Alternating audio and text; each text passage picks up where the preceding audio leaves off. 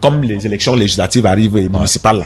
Je suis contre les parrainages. Je pense qu'il faut laisser les gens exprimer leur volonté, surtout la base. Les populations doivent choisir leurs élus. Je suis contre les parrainages, mais c'est une politique interne du RDPC. Je peux en être contre, mais ce sont les textes de leur parti. Je ne suis pas membre du RDPC. Je défends Paul Biya. En fait, je défends Paul Biya parce que j'estime qu'il y a beaucoup de choses que Paul Biya a fait pour notre pays qui ne sont pas valorisées. Que ce soit au Cameroun, que ce soit à l'international. Parce qu'on estime qu'il aurait pu faire mieux, en fait. Pardon? On estime qu'il aurait pu faire mieux. Tout le monde aurait pu faire mieux. Il y a beaucoup de choses que vous-même, vous aurez pu faire mieux depuis que vous êtes né. Non, il y a beaucoup de choses. Les Lions auraient pu faire mieux hier. Ouais. Vous voyez? Tout le monde aurait pu faire mieux. Tout. Donc, il y a toujours des regrets dans tout ce qu'on fait. Okay, donc, Paul Biya peu d'avantages. Il aurait pu. Pourquoi aurait pu? Il est encore là. Il a la possibilité de rattraper. Si vous estimez qu'il a des choses qu'il n'a pas fait, j'espère qu'il va pouvoir les rattraper. En tout cas, nous serons là pour lui dire de les rattraper. En fait, tout à l'heure dans ton allocution, tu as dit qu'il t'est déjà arrivé d'être, récompensé par rapport à ton travail. Oui. Qu'un homme politique t'a déjà donné de l'argent. Est-ce que, d'une façon inconsciente, cela n'influence pas ta prise de position? Parce que déjà, sachant que, bon, voilà, quand tu fais ton travail, tu défends le parti, un membre du parti au pouvoir peut te donner peut-être même 50 000, une enveloppe. Non, tout flatteur vit au dépend de celui qui l'écoute.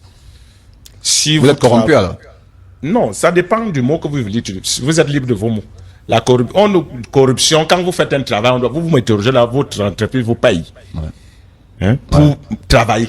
C'est-à-dire, si je fais un travail... On ne parle pas d'entreprise, on parle des panaches. Parce que, quand vous l'avez dit, quand je parle des hommes politiques, ce n'est pas dans le cadre de l'entreprise. Non, j'ai dit que tout flatteur vit au dépend de celui qui l'écoute. Okay. Ça veut dire que si je parle bien d'un homme politique et qu'il m'a écouté et qu'il me dépend, je vais prendre sans me cacher. D'accord. Le problème des Camerounais, c'est qu'ils prennent derrière et ils se cachent. Et j'avais dit ça dans une vidéo. C'est vous qui prenez derrière. Nous, on prend devant tout le monde. Et ce sont les gens qui prennent derrière là que moi, je vais dénoncer au cours de ce septennat. Tout le monde doit assumer qu'il prend. Il y a beaucoup de gens qui prennent là, qui ne disent rien. Vous avez dénoncé combien? Non, ça vient. On attend le remaniement. On va dénoncer les gens qui prennent derrière et qui ne veulent pas assumer. Il faut prendre et assumer. Parce que le jour, ça va cuire. Il faut que si on doit fuir, que même ceux qui prenaient derrière fuient avec nous. C'est de ça qu'il s'agit. Ok. Bon, déjà, j'aimerais savoir, c'est quoi ta relation aujourd'hui avec ton ex-patron, monsieur Amogo Blinga? Une relation d'un ancien employé et un ancien patron. Si je le vois, je vais souvent assister aux audiences. C'est l'affaire pour laquelle il a été incarcéré. Je le salue, on cause, me demande si ça va, de rien. Nous ne sommes pas déjà amis, c'était mon patron. Moi, je suis pas ami avec mes patrons, donc c'est tout. Je n'ai pas d'autres commentaires là-dessus. Est-ce qu'à un moment donné, on t'a pas proposé de revenir à Vision 4? Si. Vous avez refusé? J'étais en contrat, je suis toujours en contrat avec une chaîne gabonaise. C'est la seule raison? Si tu ne non, parce que aussi, vous savez, mon frère, quand vous avez commencé à voyager là, il y a beaucoup de goût dedans. Donc, j'ai pris goût de voyager et l'entreprise dans laquelle je travaille m'a permis de beaucoup voyager. Et c'est pas maintenant qu'elle va venir renoncer à ça. Non, ok. Surtout que ça commence aussi. Mais je suis tout le temps au Cameroun pour m'occuper d'un certain nombre de choses. Tout récemment, on vous a vu avec monsieur Hervé Bobda. Oui. C'était une visite de courtoisie ou bien c'est une sortie professionnelle? Monsieur Hervé Bobda, c'est un Camerounais.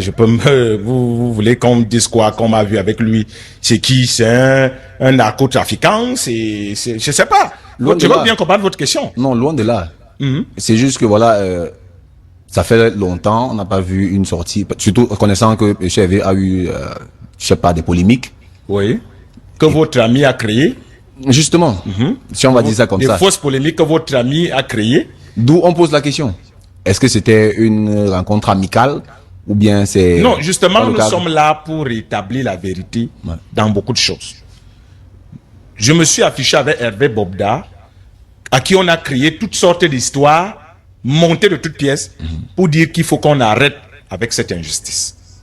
Ce que les gens créent aujourd'hui, ils ne savent pas qu'un jour, demain après-demain, ça va se retourner contre eux. Vous ne pouvez pas décider du jour au lendemain d'ériger quelqu'un en prédateur sexuel. Ouais. Et on fait des tests, 27 tests de sida, il n'a pas le sida. On va enquêter, il n'a rien fait de tout cela. Et vous jetez l'enfant de truie en pâture. Et au nom du fait que vous l'avez caricaturé en prédateur sexuel, on ne doit pas s'afficher avec lui. Justement, c'était une façon de dire, Si vous dites que lui, il est comme ça, demain, ça peut être le tour de quelqu'un d'autre. Et tant pis si quelqu'un n'a pas des gens qui peuvent le défendre. Hein. Et le comble, c'est que Jumento en question n'a jamais démenti. Donc voilà. Non, il ne peut pas démentir. Est-ce que, mon frère, il doit rester crédible? Quand on se trompe, c'est ça le game de la toile. Hein. On se trompe, on passe à autre chose. On ne dément pas. Parce que la crédibilité, ça compte beaucoup. Est-ce qu'il vous est arrivé de vous tromper? Beaucoup, tout le monde se trompe. J'ai donné des informations, j'ai parfois donné une information qui ne s'est pas avérée exacte, mais je regarde un peu l'ampleur. Si j'estime que quelqu'un d'autre a démenti, ça va. C'est bon. Mais si personne n'a démenti et que je peux dire, ok, erratum, je me dis que voilà, contrairement à ce qu'on disait, voici ce qui en est. On se trompe tous. S'il fallait envoyer un message à Valsero, Boris Bertol et Jumento, qu'est-ce que vous diriez? Je leur dirais qu'ils ont le droit de critiquer la gestion de leur pays. Ils sont des Camerounais comme nous. Ils ont le droit de critiquer et de réclamer un meilleur Cameroun, comme nous tous. Je leur demanderais simplement de se souvenir que ce qu'ils font aux autres, demain on peut leur faire la même chose. Si demain leur candidat vient au pouvoir, les autres leur feront la même chose. C'est pour dire justement, parce que c'était la suite de la question, c'était que si demain le pouvoir change, quel sera votre discours? Est-ce que vous allez continuer à... Non, quand le pouvoir change, tout le monde change d'abord la photo du président au mur. Ça commence par là. Quand Oligui est venu au pouvoir au Gabon, les gens ont enlevé la photo d'Ali Bongo. Ouais, logiquement. Donc quand Biya ne sera plus là, on va d'abord mettre la photo de celui qui est là.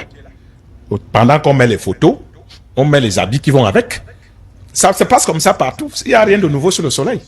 Ok, en fait, on va sortir... Donc nous nous préparons à changer de costume le moment venu. C'est ça qu'on achète beaucoup d'habits.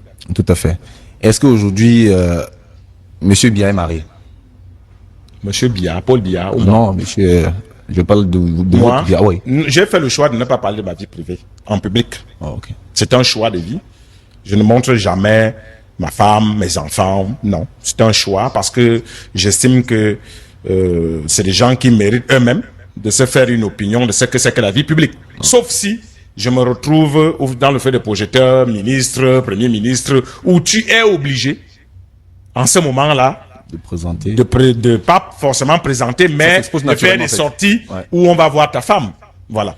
Pour le moment, ce n'est pas le cas. Je préfère laisser, je leur laisse l'opportunité eux-mêmes de juger. Si l'un d'eux veut se faire reconnaître, il cherche son activité, il se fait connaître là-bas, il n'est pas me mettre dedans. C'est de ça qu'il s'agit. Est-ce que Christophe Biya a un patrimoine aujourd'hui? Un patrimoine? Un patrimoine dans quel sens? On a vu, par exemple, M. Bruno Biyan, il a présenté sa maison qui était en chantier. Est-ce que chez toi, il y a un patrimoine? Pour que Jumento vienne la chercher le moment venu.